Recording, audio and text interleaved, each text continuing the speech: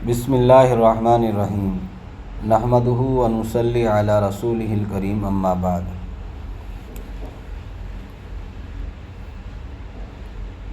ہر مسلمان کو کتنی چیزوں پر ایمان لانا ضروری ہے، یہ باتیں اس سے پہلے کی ویڈیو میں آ چکی ہیں۔ 7 چیزیں ہیں جن پر ہر مسلمان کو ایمان لانا ضروری ہے، آپ اس سے پہلے کی ویڈیو میں دیکھ سکتے ہیں۔ اللہ تعالیٰ کے بارے میں ہر مسلمان کو کیا عقیدہ، کیا ایمان رکھنا چاہیے، اس کی بات چل رہی ہے۔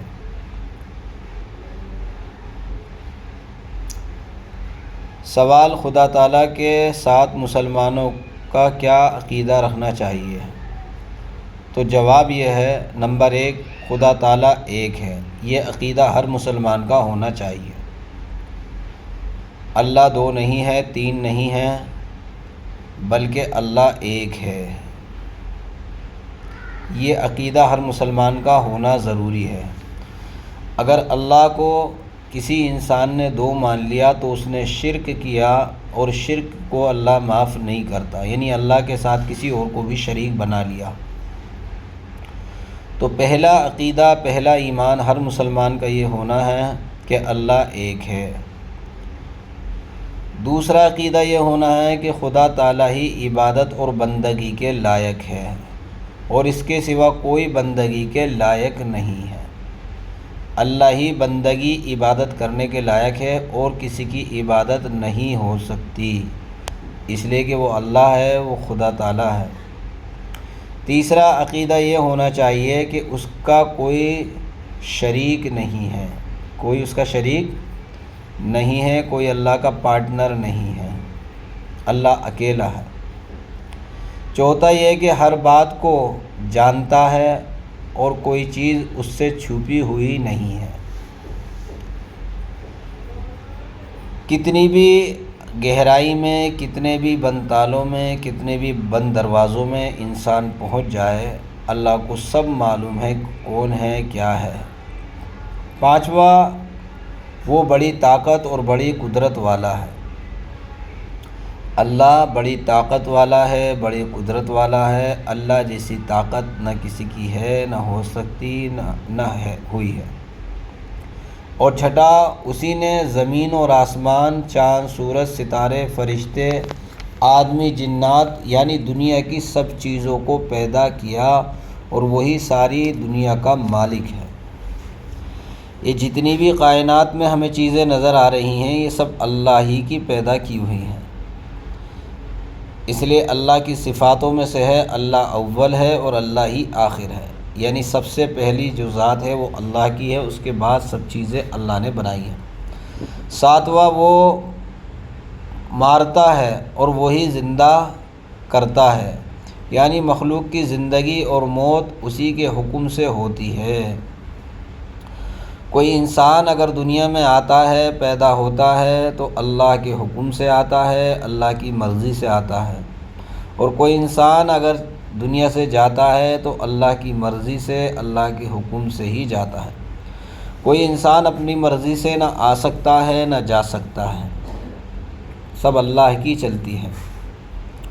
آٹھواں، وہ ساری مخلوق کو روزی دیتا ہے، روزی اللہ ہی دیتا ہے، کیونکہ اللہ نے پیدا کیا ہے تو روزی دینے والا بھی اللہ ہی ہے۔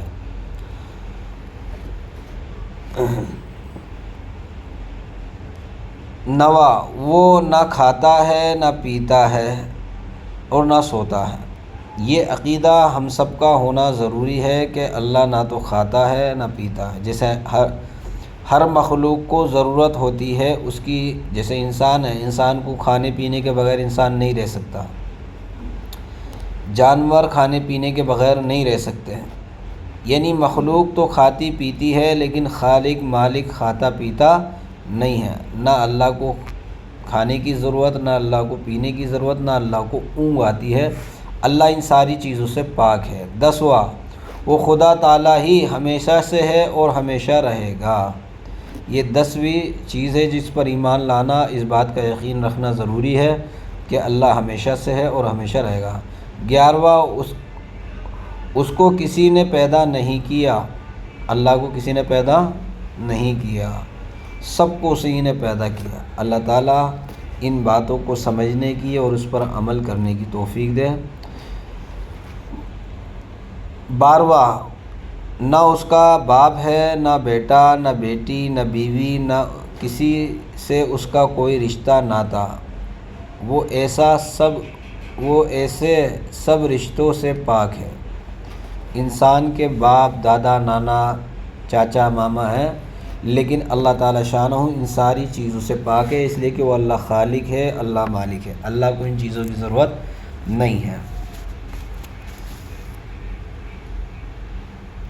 13واں، سب اس کے محتاج ہیں، وہ کسی کا محتاج نہیں ہے۔ 14، وہ بے مثل ہے اور اس کی کوئی اس جیسی مثال نہیں۔ 15واں، وہ سارے عیب سے پاک ہے۔ اور 16واں، وہ سب